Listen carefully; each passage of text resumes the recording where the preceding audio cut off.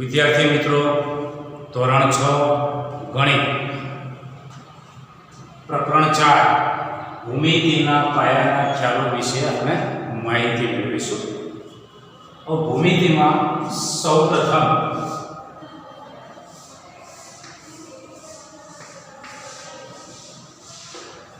બિંદુ એટલે કે એક પોઈન્ટ, આ જે ટપકું છે તે બિંદુ તરીકે ઓળખાય છે અને આ બિંદુને એબીસીડીના કોઈ પણ અક્ષર વડે દર્શાવી શકાય છે, એટલે કે બિંદુ એ પણ કહી શકાય,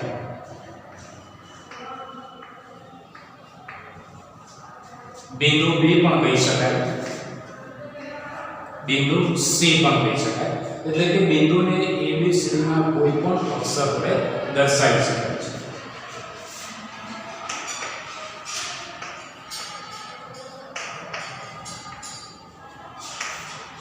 और रेखाखंड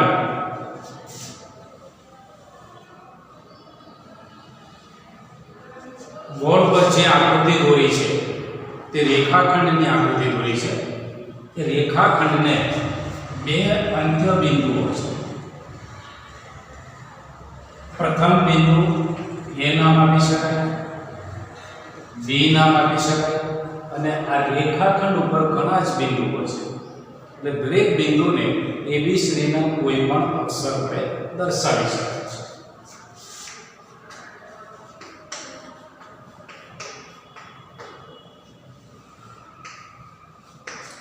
કિરણ, બોર્ડ ઉપર કિરણની આકૃતિ દોરેલી છે.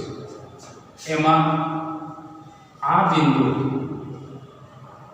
એ કિરણનું ઉદ્ભવ બિંદુ કહેવાય છે. એટલે કે કિરણમાં એક જ અંત્ય બિંદુ છે, ઉદ્ભવ બિંદુ છે, બીજું અંત્ય બિંદુ નથી. અને કિરણ એ તીરની દિશામાં એ અનંત સુધી જઈ શકે છે. રેખાખંડ એની લંબાઈ મર્યાદિત છે, કિરણની લંબાઈ મર્યાદિત નથી. કિરણને પણ એબીસીડીના કોઈ પણ અક્ષરો વડે દર્શાવી શકાય છે. દાખલા તરીકે કિરણ પી. રેખાખંડને સંકેતમાં આ રીતે લખાય, રેખાખંડ એબી, અને કિરણને સંકેતમાં લખવું હોય તો કિરણ પી. હવે રેખાખંડ એબી ને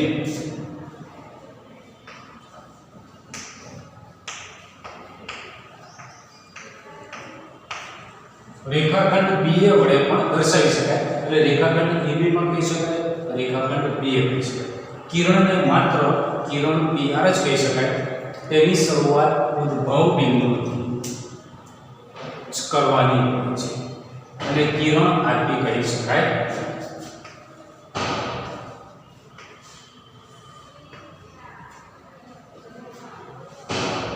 આકૃતિમાં રેખાની આકૃતિ દર્શાવે છે, તેને રેખા એબી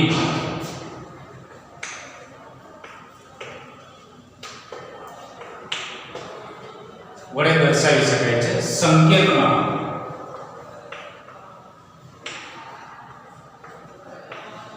રેખા એબી પણ કહી શકાય છે અથવા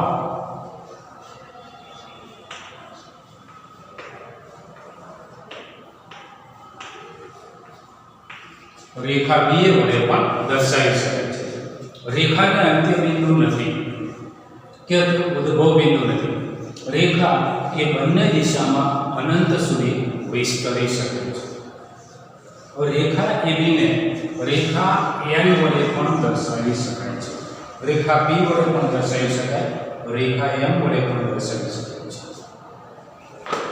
હવે પાઠ્યપુસ્તક સ્વાધ્યાય 4.1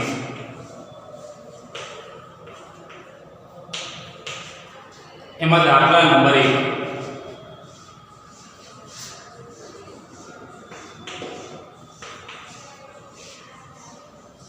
આકૃતિનો ઉપયોગ કરી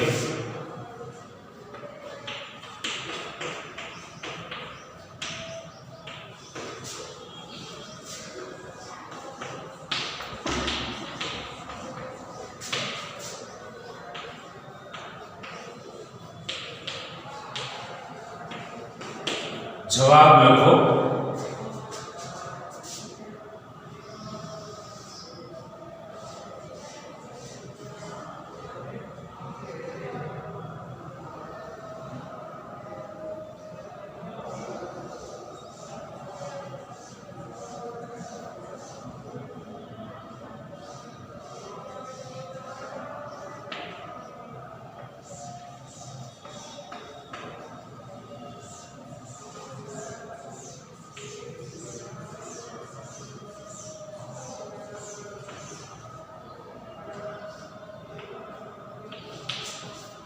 પહેલો પ્રશ્ન છે 5 બિંદુઓ.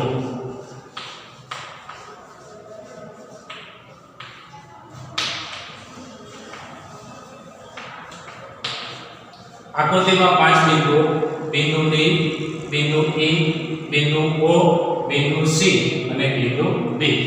5 બિંદુઓ છે, પણ આપેલ આકૃતિમાં ઘણા જ બધા બિંદુઓ છે.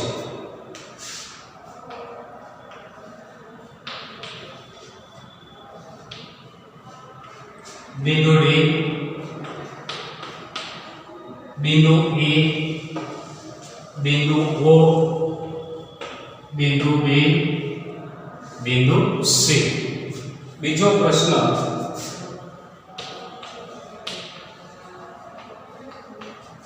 રેખા. તો આકૃતિમાં એક જ રેખા છે. આજે હું આંગળી વડે દર્શાવું છું એ રેખા છે, કારણ કે રેખા એ બંને દિશામાં અનંત સુધી વિસ્તરી શકે છે અને તે સીધી હોય છે. એટલે રેખા DB.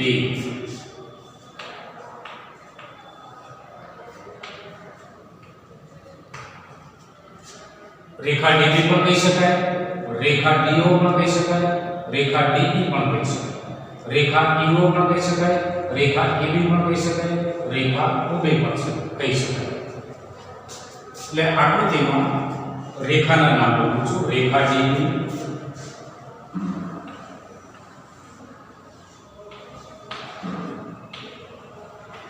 રેખા DO,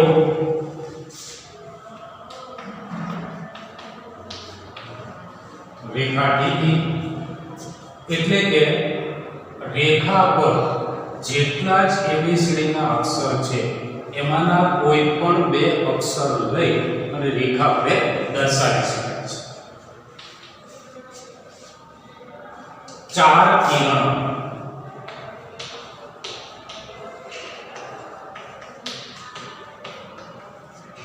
હવે કિરણમાં એક ઉદ્ભવ બિંદુ એટલે કે એક અંત્ય બિંદુ હોય છે. એટલે આપણે 4 કિરણો દર્શાવવા છે. તો બિંદુ O થી શરૂ કરીએ તો કિરણ OC, એમાં O ઉદ્ભવ બિંદુ કહેવાય. એટલે કિરણ OC ઉદ્ભવ બિંદુથી શરૂઆત થાય. હવે કિરણ OB, O એનું ઉદ્ભવ બિંદુ છે અને B તરફ આગળ વધે છે.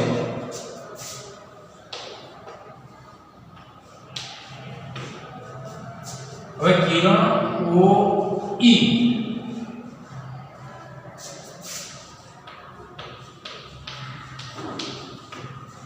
અને કિરણ OD.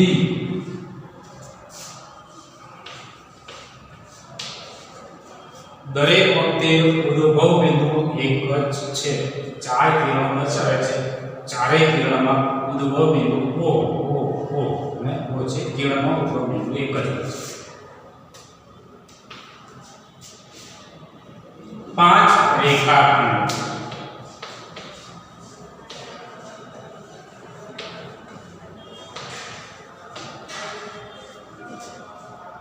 રેખાખંડમાં બે અંત્ય બિંદુઓ હોય છે. આકૃતિમાં રેખાખંડ DE આ એક લઈ શકીએ.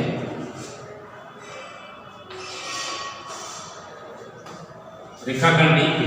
હવે રેખાખંડ DO.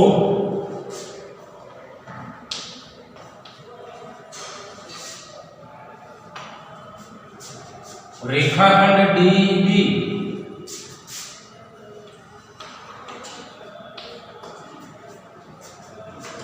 રેખાખંડ OC.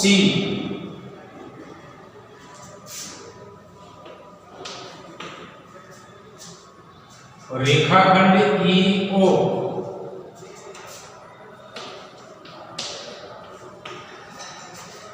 રેખાખંડ EB.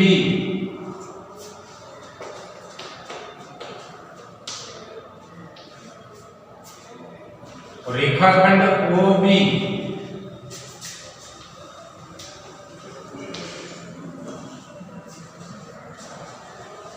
દાખલા નંબર 1 પૂરો થાય છે.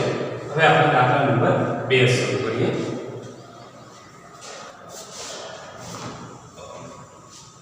ચાર મૂળાક્ષર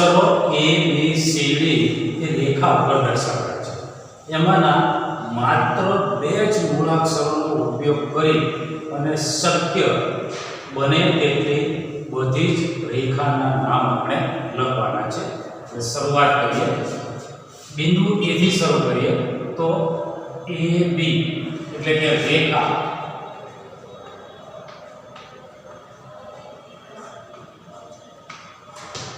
AB. હવે A થી શરૂ કરીએ રેખા AC.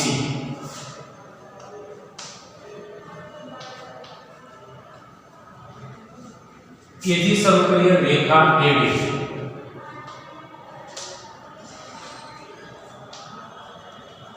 આ દરેકમાં પ્રારંભિક બિંદુ તરીકે A છે.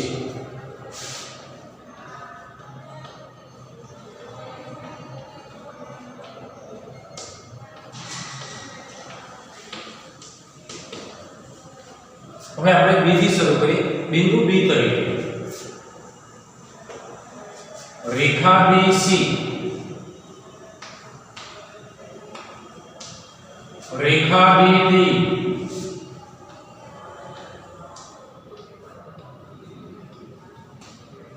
રેખા BA,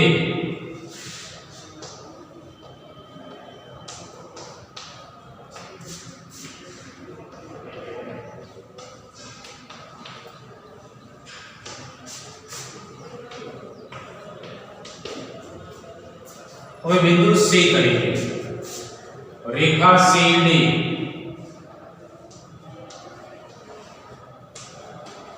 રેખા CB,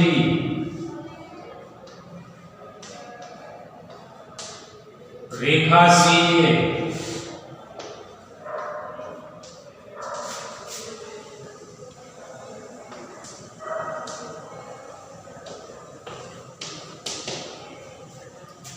બિંદુ D તરીકે રેખા DC, રેખા DB,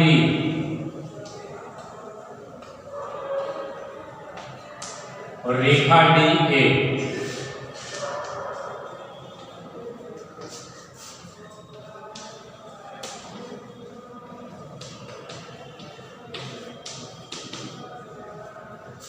આ જે રેખાના નામ દર્શાવ્યા છે એમાં રેખા AB અને રેખા B બંને એક જ રેખા કહેવાય છે. એવી જ રીતે રેખા BC અને રેખા CD એક જ રેખા કહેવાય છે. રેખા BD અને રેખા D એક જ રેખા કહેવાય છે. રેખા CD અને રેખા DC એક જ રેખા કહેવાય છે. તમારી જાણકારી માટે વિદ્યાર્થી મિત્રો તમને ખ્યાલ આવે એટલા માટે બધી જ રેખાના નામ લખ્યા છે. બોર્ડ પર આકૃતિ દર્શાવેલી છે અને આકૃતિ પરથી પ્રશ્નના જવાબ લખવાના છે. પહેલો પ્રશ્ન છે એ બિંદુને સમાવતી રેખા.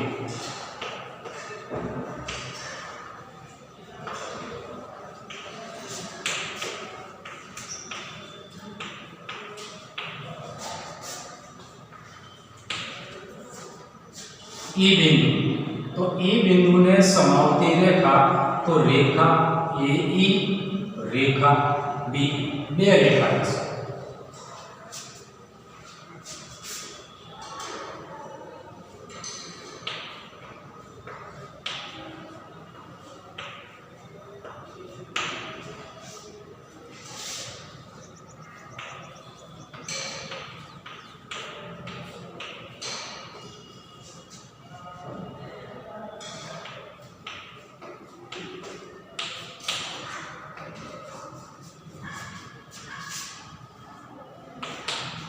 બીજો પ્રશ્ન એ બિંદુમાંથી પસાર થતી રેખા.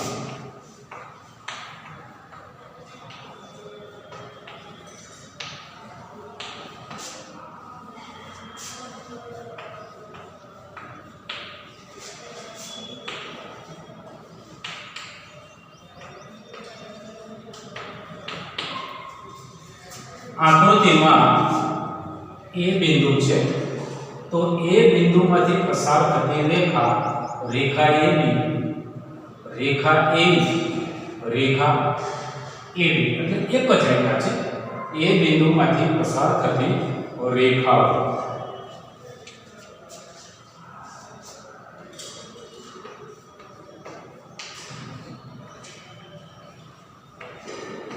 રેખા AB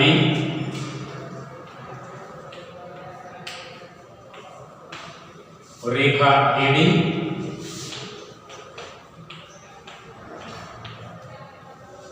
અને રેખા A.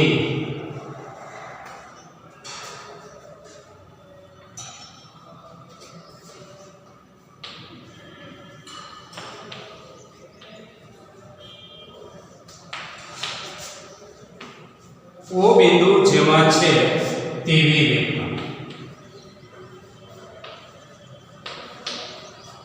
તો O બિંદુ છે જેમાં છે તેવી રેખા રેખા BO અને રેખા BC.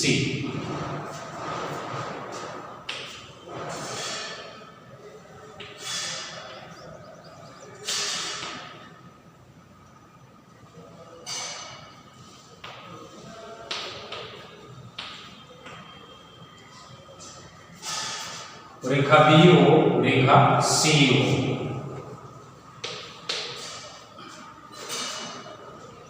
એકબીજાને છેદતી રેખા,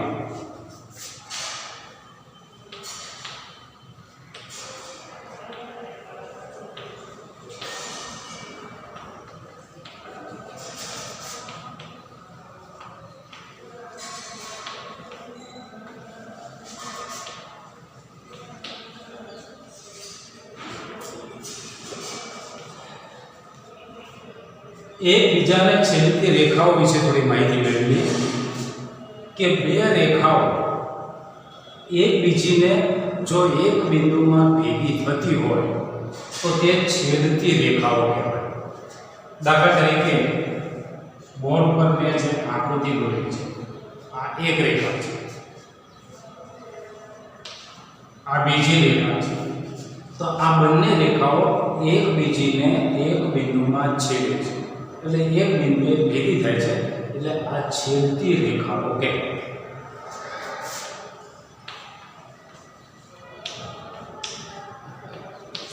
બાજુમાં બીજી એક આકૃતિ દોરું છું.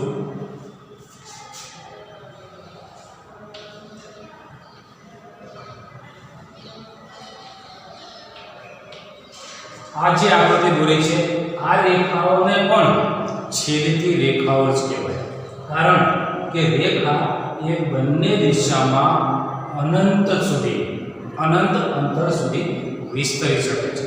એટલે આ રેખાને આપણે આ રીતે લંબાવી શકીએ, એટલે આ છેદતી રેખાઓ તો કહેવાય જ, પણ આકૃતિમાં બંને કયા બિંદુમાં છેદે છે તે દર્શાવેલ નથી.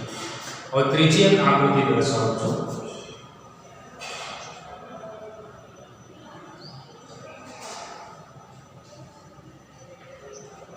આ જે આકૃતિ દર્શાવી છે એ છેદતી રેખા નથી, કારણ કે આ બંને રેખાઓ એ અનંત સુધી એકબીજાને સમાંતર રહીને દૂર સુધી જઈ શકે છે અને ક્યાંય એકબીજાને છેદતી નથી. એટલે આ છેદતી રેખા નથી, આ છેદતી રેખા છે.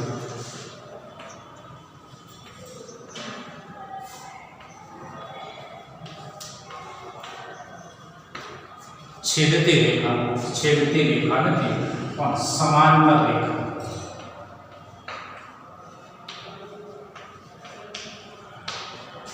રેલવેના પાટા, બારી કે બારણાની બંને કિનારીઓ, આ જે ગ્રીન બોર્ડ છે એની ઉપરની ધાર અને નીચેની ધાર એ સમાંતર રેખાઓ છે.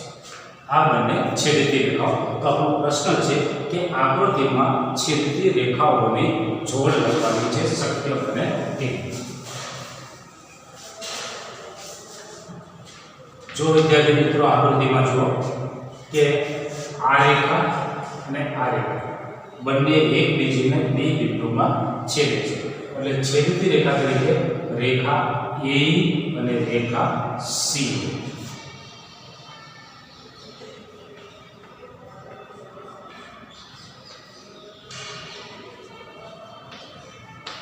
રેખા A અને રેખા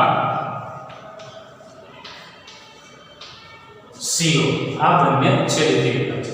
હવે રેખા FE અને રેખા A એ પણ છેદતી રેખાઓ છે.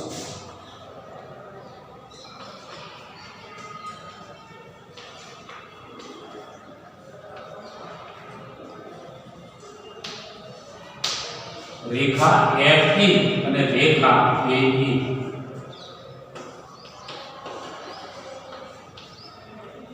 બંને છેદતી રેખાઓ છે. રેખા AE અને EA પણ કહી શકાય, રેખા B પણ કહી શકાય. તો એક બિંદુ આપણે એક બિંદુ લઈએ એને આપણે A નામ આપીએ. તો આ બિંદુમાંથી પસાર થતી આપણે એક રેખા છે. હવે આ જ બિંદુમાંથી પસાર થતી બીજી રેખા છે. આ જ બિંદુમાંથી પસાર થતી ત્રીજી રેખા, આ જ બિંદુમાંથી પસાર થતી ચોથી. એટલે કે એક બિંદુમાંથી અસંખ્ય રેખા પસાર થાય.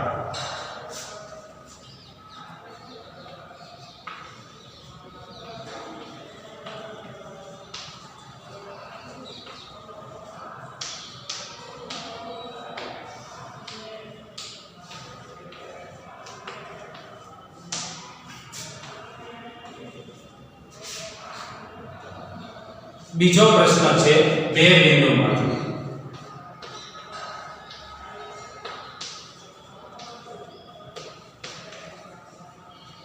તો બે બિંદુ આપણે બોર્ડ પર દર્શાવીએ, બિંદુ A અને બિંદુ B.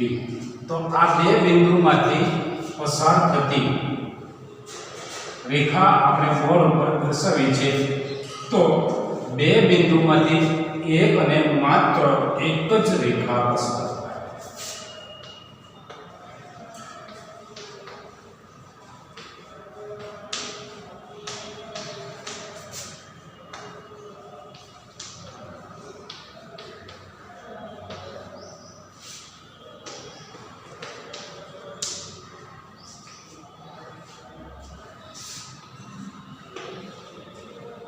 બિંદુ P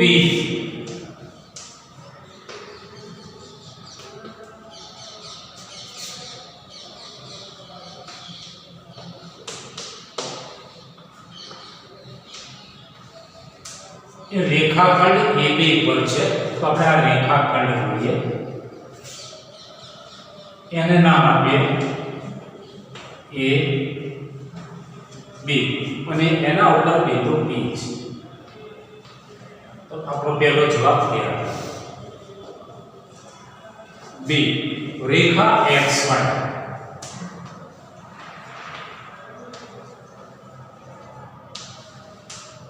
અને રેખા PQ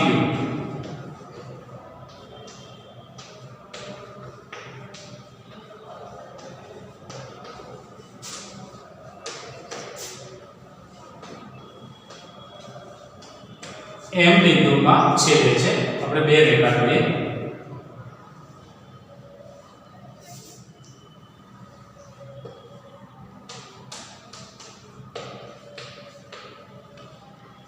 રેખા X હવે બીજી રેખા PQ એવી દોરવાની છે જે M બિંદુમાં છે.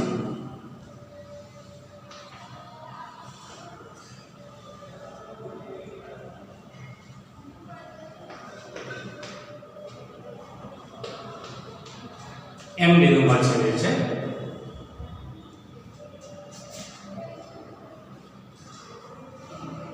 રેખા L પર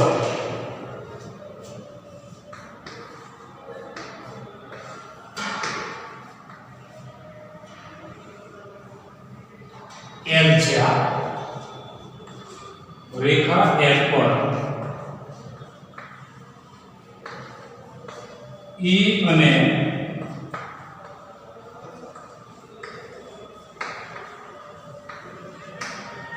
F બિંદુ છે.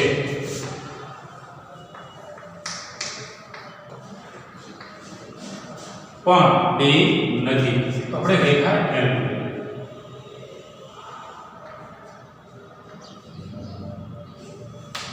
એના પર બિંદુ E અને બિંદુ F. પણ D બિંદુ રેખા L પર નથી. એટલે રેખાની ઉપર કે રેખાની નીચે કોઈ પણ સ્થાન પર આપણે બિંદુ D દર્શાવીશું.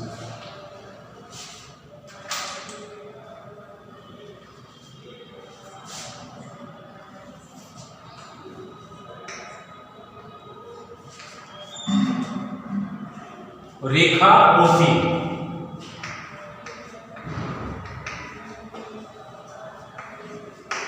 અને રેખા ઓપી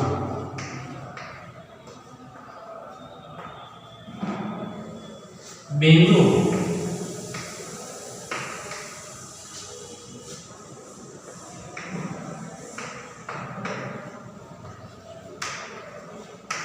ઓ માં મળે છે. રેખા ઓપી એમાં ઓ, રેખા ઓક્યુ એમાં પણ ઓ, બંને ઓ બિંદુમાં મળે છે. એટલે કે એક જ બિંદુ ઓ માંથી બંને રેખાઓ પસાર થાય છે. એટલે એની આકૃતિ આપણે આ રેખા દોરી એને નામ આપીએ ઓ પી. હવે ઓક્યુ રેખા એવી દોરવાની કે એનું ઓ બિંદુ છે, રેખા ઓપી નું પણ ઓ બિંદુ છે, બંને ઓ બિંદુમાંથી પસાર થાય.